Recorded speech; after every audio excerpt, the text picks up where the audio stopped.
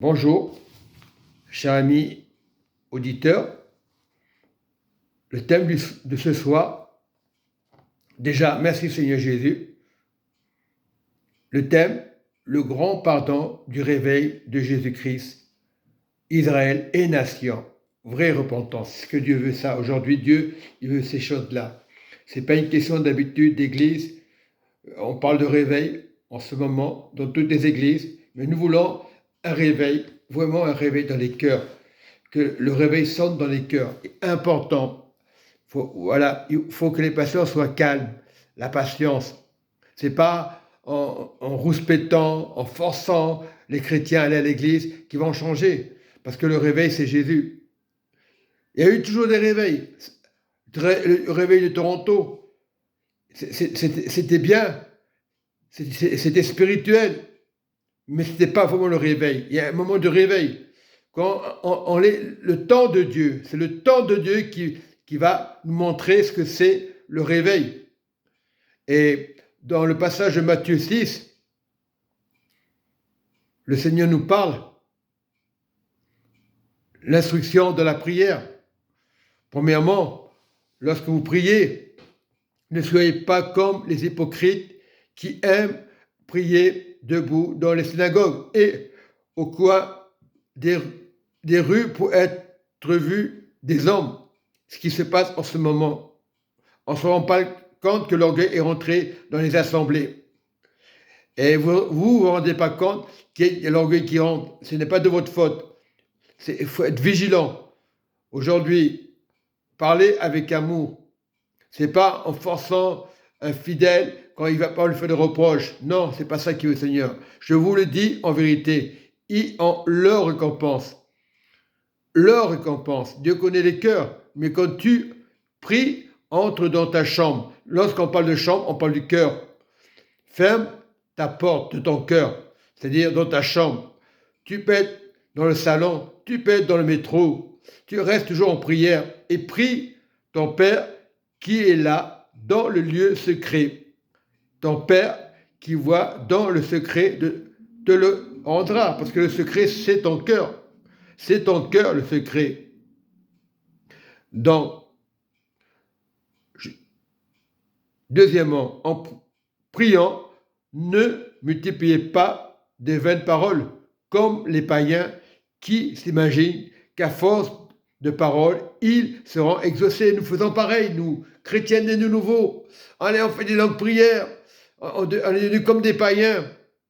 Voilà. Et tu peux être avec une personne qui est chrétienne, parce qu'elle n'est pas avec toi, tu as dit qu'elle est païenne. Non, ne le ressemblez pas, ne soyez pas des païens. Païen, c'est un mot que c'est pas mauvais, parce qu'on est dans un monde de païens, que tu sois musulman, catholique, protestant, on va te dire païen. Non, nous sommes des enfants de Dieu. Et c'est pour ça que c'est une demande, il supplie, ne multipliez pas de vaines paroles, comme les païens, qui s'imaginent qu'à force de paroles, ils seront exaucés. Tu dois faire confiance à Dieu, ne leur ressemblez pas. Donc, je mets bien un point là. Car votre Père sait de quoi vous avez besoin. Il le sait. C'est lui l'autorité.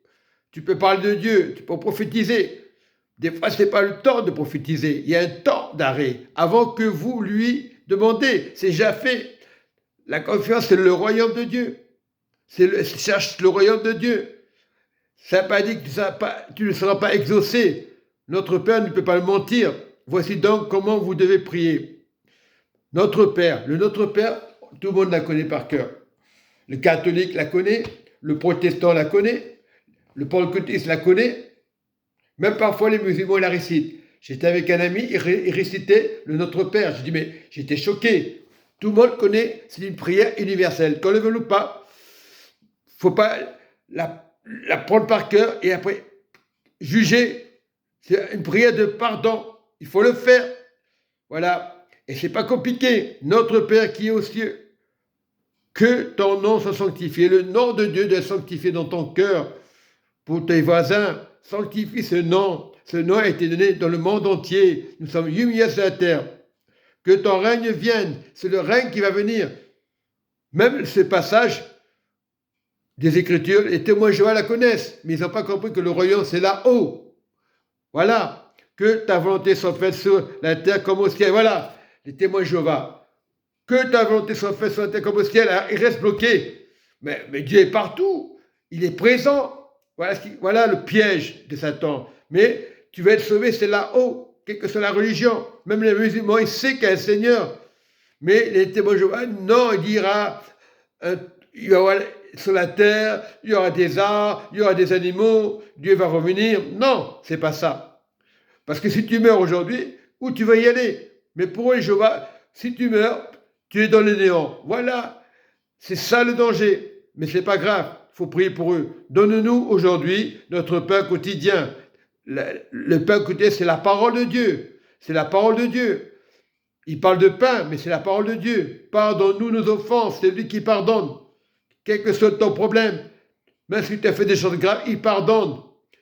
Comme nous aussi, nous pardonnons à ceux qui nous ont offensés. On doit pardonner, même ceux qui nous ont fait du mal. Pardonner, c'est recevoir le pardon de Jésus. Ne nous enduis pas en tentation, mais délivrons-nous du malin. Le Seigneur va le faire. Il lui dit dans la prière, il va le faire, car c'est à toi, qu'appartient dans tous les siècles le règne, la puissance et la gloire à venir. C'est sa puissance qui sort. Et je vais terminer par un passage que j'ai eu ce matin, Isaïe 12, et je vais inverser. Ça ne va pas être lent. Il dit le Seigneur, pousse des cris de joie et d'allégresse, habitants de Sion. Il parle de la montagne de Dieu. C'est une montagne inébranlable. C'est ça qui parle Dieu. Car il est grand au milieu de toi, le Saint d'Israël. Et quand il parle du Saint d'Israël, il parle aux nations. Il parle dans le monde entier. Il va y avoir un réveil. On ne va pas s'attendre à un réveil. On cherche le réveil en ce moment. C'est vrai. Tout le monde le cherche. Mais Dieu va le faire. Il faut remercier le Seigneur. Il va le faire. Pas toi, pas un pasteur, pas un mouvement d'église. Non, il va le faire dans le monde entier. Il veut la paix définitive. On parle de paix, après on parle de guerre, on se dispute. Il veut la paix définitive. Voilà, Jésus, il est mort à la croix, pas par hasard. Il a souffert, il a été maltraité. C'était le plan de Dieu. C'est pas dire le pauvre Jésus, il n'est pas pauvre. C'était la volonté de Dieu pour accomplir le ministère du royaume de Dieu. Chercher la justice de Dieu, chercher le royaume de Dieu.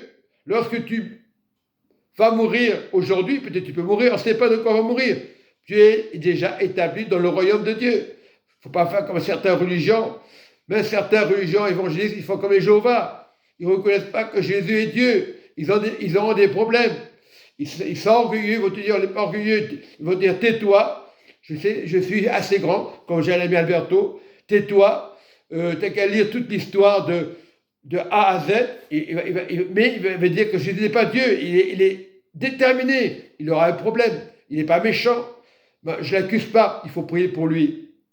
Si tu reconnais que Jésus est Dieu qui est mort à la croix, tu as tout compris, le mystère de Christ. Il est Dieu. Jésus est Dieu. Vrai Dieu. Ah, parce qu'il s'appelle Jésus, c'est un prénom comme les autres. Non. Il était 100% homme et 100% Dieu. Il s'est fait homme. Dieu s'est fait homme.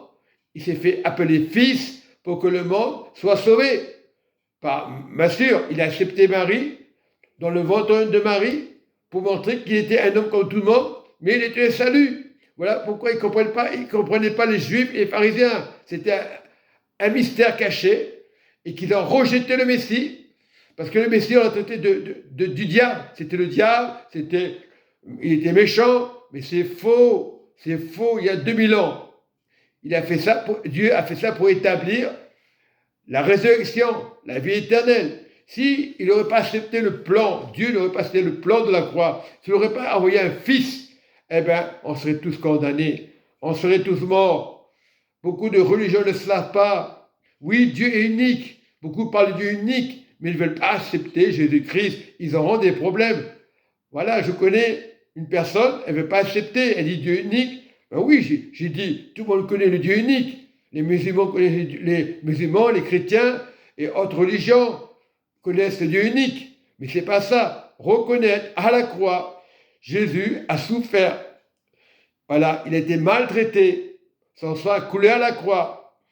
Voilà, le sang n'est pas le sang des vampires.